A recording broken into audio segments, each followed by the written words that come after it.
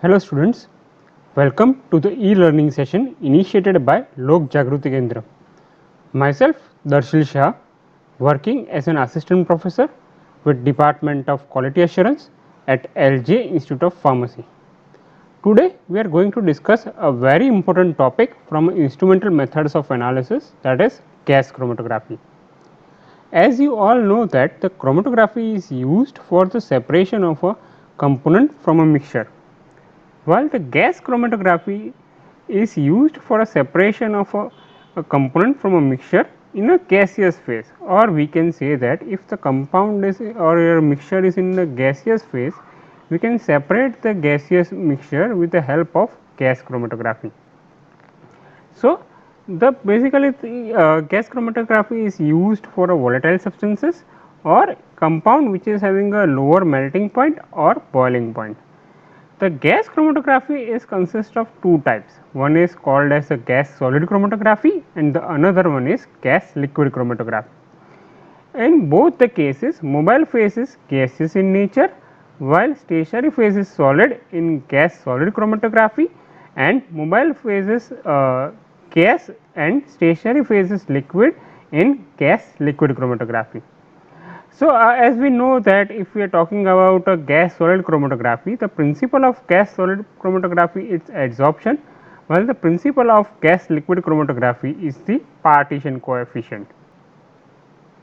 In case of gas chromatography, the sample to be separated is converted into a first vaporized phase and then it is mixed with the gaseous mobile phase.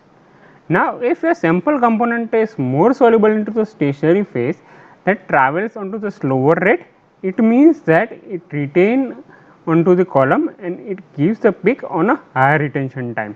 While the components which are less soluble into the stationary phase, they travels onto the faster rate and they retain very much lesser amount onto the stationary phase and they gives peak at a lower retention time. So, by this means the components are separated based on their partition coefficient. There are two basic criteria for the compound to be analyzed into the gas chromatography. First criteria is the compound should be volatile in nature and second most important criteria is the compound should be thermally stable, because we are applying a very high temperature to convert the component into a vaporized phase. Now, next point is that how a gas chromatographic machine works. First, a vaporized sample is injected onto a chromatographic column. In a second state, the sample moves through the column through the flow of inert gas.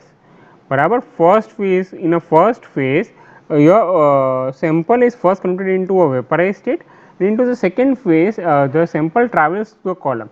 In a third phase, the components are recorded as a sequence of peaks as they leave the column.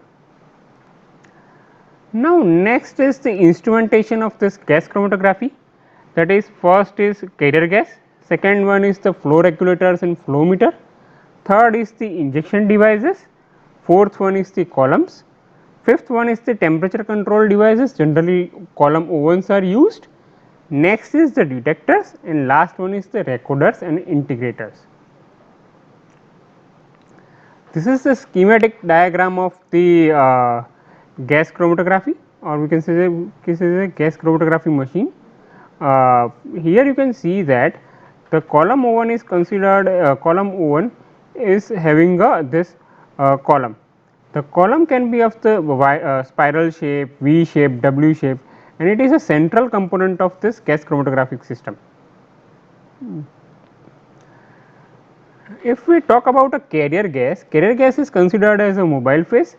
Generally, hydrogen, helium and nitrogen can be used as a carrier gas. The advantage of using hydrogen is that it is having a better thermal conductivity, but the major disadvantage with this is that it reacts with the unsaturated compound. Generally, hydrogen is having a tendency to reduce the component, it is highly reactive. And the second major disadvantage with the hydrogen is that it is inflammable. So, there are chances of explosion. Second is the helium, it is having excellent thermal conductivity, but it is expensive. So, on a lab scale generally hydrogen is used as a carrier gas, while case of nitrogen, advantage of nitrogen is that it is inexpensive, it is relatively cheaper. but disadvantage is that it is having a reduced sensitivity.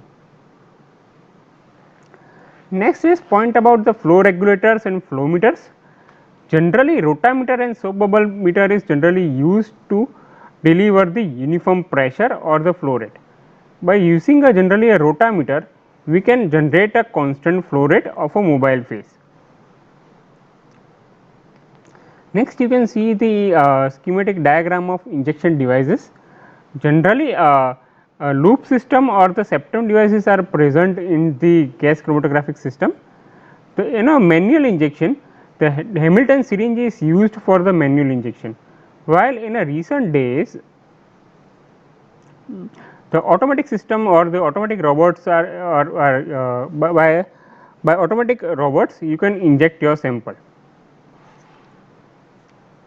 As I already said this, the column is considered as a central component of this gas chromatographic system. There can be three types of column can be used. First is considered as a packed column, second one is the open tubular column, and third one is the support coated open tubular column. If we talk about a packed column, these columns are available in a tightly packed manner. Generally, the packing is of the polysiloxanes, polyethylene glycol, esters, amides or the hydrocarbons. Generally, the polysiloxanes are most widely used as a packed column. Second one is the open tubular column. The open tubular column is a long capillary tubing of around 30 to 90 meter in length. It is uniform and narrow with a diameter of 0.025 to 0.075 centimeter. It can be made up of stainless steel or the glass, and it forms a coil. The disadvantage of this open tubular column is that the only more sample cannot be loaded. You need to load the very dilute sample and in a very lesser amount. Next is support coated open tubular column. It is a improved quality of the capillary columns, or we can say as a open tubular column.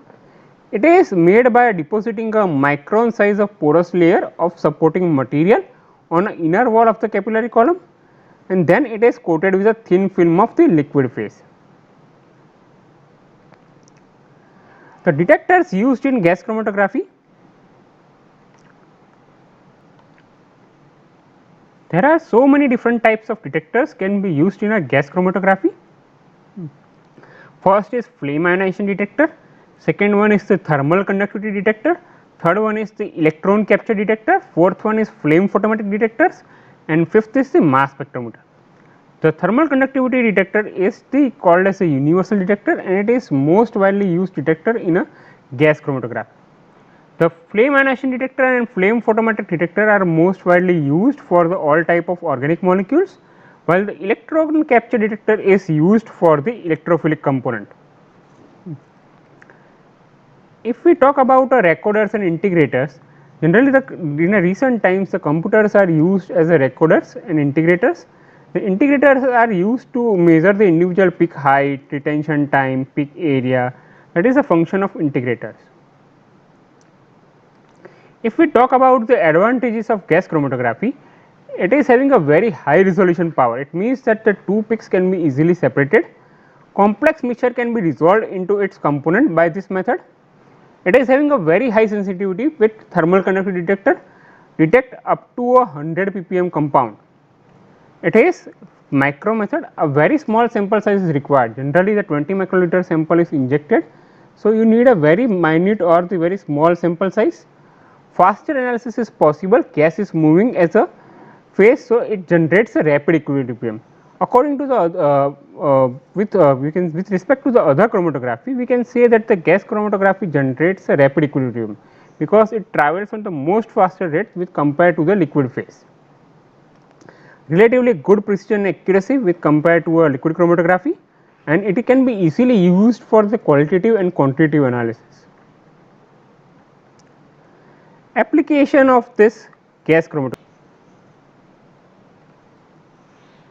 Gas chromatography is capable of separating, detecting and partially characterizing the organic compounds, particularly when present in a small quantities. It can be used as a qualitative analysis with the help of retention time and the retention volume. We can identify the compound, we can compare it with the pharmacopoeial standards. So, it can be used as a one of the identification techniques for the pharmaceutical compounds. Second one is the checking the purity of a compound, that can be done by comparing the chromatogram of standard with the sample. If both the compound both the peaks is having the same area, we can say that our compound is as pure as the standard. If there is a change into that area, that we have to go for the comparison with percentage with respect to a percentage purity. We can also do a quantitative analysis for the drugs and their metabolites with the help of gas chromatography. So, I hope I have cleared all your doubts regarding this gas chromatography, and I have cleared all your concept regarding the gas chromatography. Please like, share and subscribe our official YouTube channel PharmaIgnite for more such video. Thank you.